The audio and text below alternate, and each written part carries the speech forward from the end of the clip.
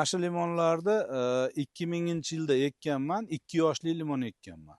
O'sha 76-yildan dadamiz limonchilik qilgan bo'lsa, o'sha yillarda olib kelib ekkan limonlar hozirgacha bor. Faqat u sitrus fermer xo'jaligida mendan katta akam qaraydi, u fermer xo'jaligini boshqaradi. Bir tupda taxminan endi kiloga oladigan bo'lsak, bu yil mana shu ko'chatlar 2022-yili ekilgan, 3-marta hosil beryapti. 50-60 kilodan meva bor. Har 7 tasini 1 kilodan deb hisoblaydigan bo'lsak, 10 kilosida 70 ta, 100 kilosida 700 ta bo'ladigan bo'lsa, bu yerda 350-400 ta meva bor. Mana shular bir donasi 250 grammgacha yetib boradi eksportga. Mana shu holatda uzib olinadi, rosa pishib ketmasdan. Yetib borguncha bu to'q qizil o'sha haqiqiy o'zbek limon brendi ko'rinishiga ega bo'ladi.